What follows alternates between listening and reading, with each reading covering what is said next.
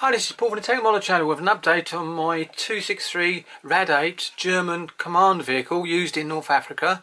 As you can see, it's eight wheels. A very nice vehicle. Fiddly kit to build, I must admit. Would I want to do another one? I think I've got to be honest and say no. Not of this particular version, but you never know in the future. But I have got the 8-wheel vehicle with the same chassis with the 75 pounder in it, which is the L24 version the Germans used as a support vehicle. It was the same gun that was used on the Panzer IV, sorry, when it first came out. It had the short barrel, and it eventually replaced the Panzer IV. Eventually replaced the Panzer III as the main battle tank.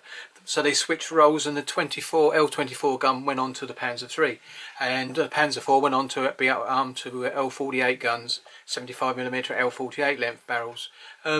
A much better vehicle. I've got a 1/16 scale one of those to build later on, and looking forward to doing that at some point in the future. But anyway, back to this one. So I'm sorry I didn't actually show you the vehicle with the basic bare plastic, as I said earlier on, but I've got the colours on, and I thought I'd better do a update now before I start actually doing chipping and weathering and bits and pieces. So here we go then. So what we've done, I actually started this vehicle building it, painting it by doing a tonal res primer coat. Love that. It does self-level. It was really good, and it leaves a nice thin layer, and it clings to everything. Now what I will have to say first, these bits here you can see here, which is the headlight there, and there's one here, and the same on two on the other side. They're clear parts, very clear parts in the lamps. So what I've done is I used a bit of micro masking fluid, tapped it on there, it went round for each lens, and then let it dry, and then I painted them silver before I did the tonal res. So there was a silver coat underneath that paint you can see there. So when I take the actual masking fluid off, it will actually be a clear lamp with silver lens in behind it, so that would look quite nice and obviously be weathered. Anyway, so back to that. So I had a tonal res clear coat over the whole vehicle. Really pleased, that came out really well. Switcher actually thought it was the base Panzer Grey, but it wasn't. Wasn't quite dark enough for that. But anyway, then after that dried over 24 hours, because I've been doing other things, I did a base coat of Panzer Grey, which is from Life Colour. I can't remember the number, but it is a Life Colour Panzer Grey, and did the whole vehicle again underneath and everywhere. And then I let that dry overnight, and the next time I went in was with one of the first 3 coats of sand. The first one was a base coat, it's a Vallejo colour, and you can get a Vallejo set for desert sand. And I used the base coat first, which is the base coat for desert sand, and did it all over the top of the vehicle, but I didn't spray underneath, and you'll see what I mean in a minute anyway. Then what I did is I went in patches round all the flat plates with the first light colour sand, which is a slight tone down in different places, and then the final coat was to go over it with the second light, and I went over all the doors and access hatches, and you can see them slightly different tones there. They will look dull down later on when I do what they call it, weathering, but they'll be okay. I also had a lot of trouble getting these to sit on there. Get them right and fit these bars there. They're on there now. Also, this went on quite nice, and now I think you can just about see the Panzer Grey that's still showing through the top. And if you look down on the top, and I'll try and get a shot from the top later, you'll see what I mean. These posts here are made of timber, believe it or not, and they've got to be painted in a wood colour, along with the shovel handle and the usual fit, and the picks and the pick and the chopper on the front of the vehicle. As you can see, I haven't, and if I just turn this slightly, you'll see I haven't actually put the mesh there over the top for the actual wedge. It was too fiddly, it was really bad. So what I'm going to try and do later on when I finish painting and completing weathering, or near the end of the weathering, is actually build something. And again, I might not, because I'm quite happy, because I've seen photographs with these vehicles without any white mesh on exhaust protection, but I'm going to try and do it later anyway. So there you go, that's on it. And what I've done with this, and I don't know if it's going to show, it might not, but on these 2 exhaust pipes, I actually, once it was all before it was all painted, before I did even the primer coat, I went on there with Mr. Surfacer 500 and put it on heavy and stippled it as it was drying until it left me a nice rough coat for putting the rust on, and I think that looked quite nice. So I'll come back round. On the front, you'll see what I mean now. You see on the front, what I've got here is basically the shovel's bed, and on here is 4 photo etch clips. Now they look like they've been made, I've used a set from Edward, but I haven't. Used the kit ones, and all you get is a little handle to fold and bend. Now it's very small, as you can see, just by look that. It is very small. Don't know if it's going to focus on that, but anyway, but it's very small, and I managed to get them on there. Took a while, and I used something similar to this, Tamiya tweezers. But what I used is their photo etch bendy one of like that. It's very thin at the end and straight, and it gave me the perfect shape to do those. What you might notice now is inside into here, if I turn this, pull back a bit slightly. There you go. What you might notice is here the headlights are not in there because they're clear parts, so they won't be on there at all.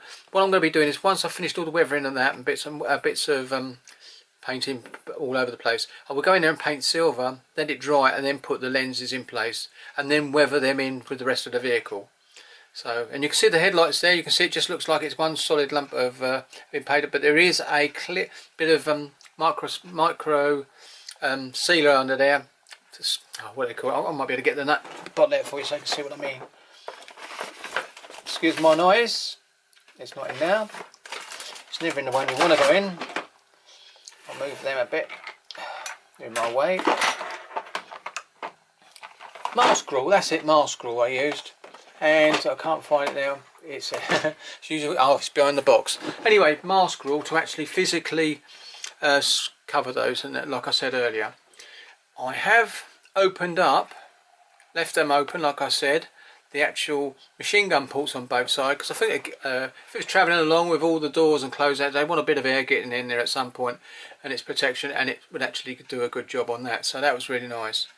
What else was I doing?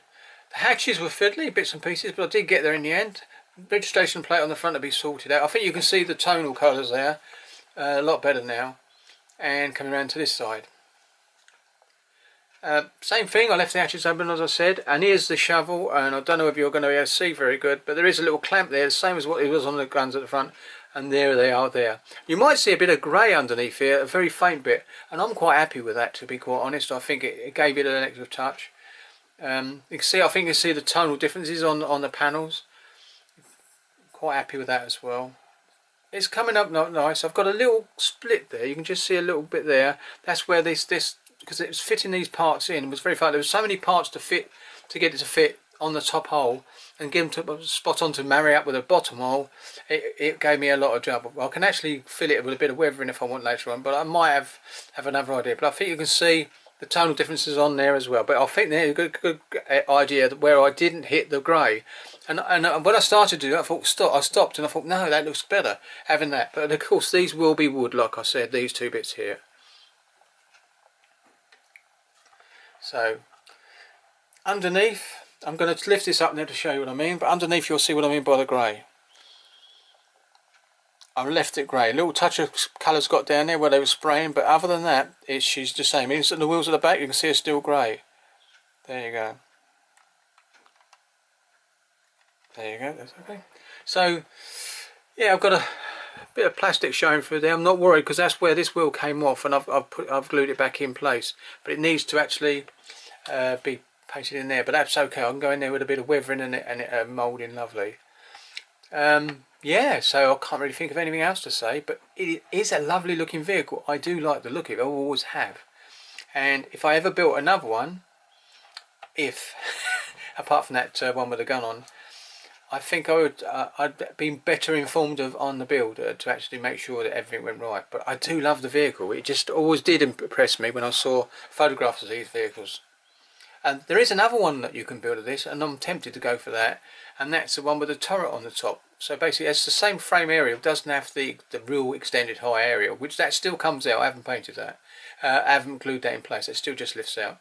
And you could have the turret on there, and that looks really nice as well. That has machine gun, 2cm cannon in it as well as a machine gun. So, but this one's just got the machine gun, and there would have been a lot of room in there anyway. I think this carried something like 800 rounds of ammunition, not much, because obviously it's mainly for a command vehicle. But I think you can see what I mean. I just love the lines of her. She really looks nice, and that's it really. So what I'm going to do now is switch this off and go back and load it up on the computer. Now I've used my Sony camera now instead of the the webcam. I just wasn't getting the light to the camera, but as soon as I put this on, it seems to have made a big difference. So if this works and the sound quality is okay, I'm going to carry on with this camera from now on for doing my recording. So that's what I should be doing. But here we go. So I'm going to see if I can zoom in now on some of the areas to see what happens here. Let me do so much. That's it. That's it. Now I know virtually how far I can come in. I can go on macro on this and basically get a bit nearer, but I think that's quite nice, and it should be okay on people's computer screens or even on an iPad or something. So there you go. That's how far I've got so far, and really pleased with it. And just a few bits to sort out, and then it's done.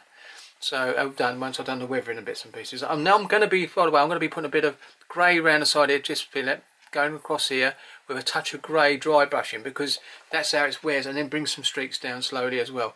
All fun. And then I will be dusting the wheels and everything, as you can see, because they're not dusted yet, but they will receive a bit of a washing of dust. Anyway, thank you for that. Oh yeah, sorry, and the machine gun hasn't been done. It looks as if it's painted, but it hasn't. It's just going to be painted in some sort of metal colour. I did drill the barrel out a bit more. I've got to be honest, I drilled the barrel out. You might just be able to pick that out if I bring it around a bit. You might not be able to, but I drilled the barrel out to give it a bit more depth, and that added something to it as well. Right then, I think I'm going to say that's quits for this. And one thing I can say, hold on, I've got to have this just for Charlie back. I'm just coming back in a second.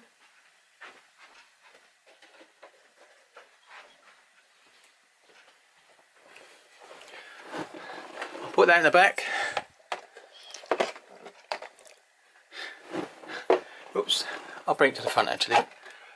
There you are, Charlie. I've got me there. I've got me egg plane for later on. I've had a look at it. It's going to be really. It was really an expensive, and I say expensive model, and I can be expressive while I build it. So that's enough of that, because otherwise I'll be cracking everyone up with my egg jokes. Right, I'm only joking on that one. Right. Anyway, thank you very much, and I'll catch you on the next one. And happy Halloween, I believe it is today. Bye.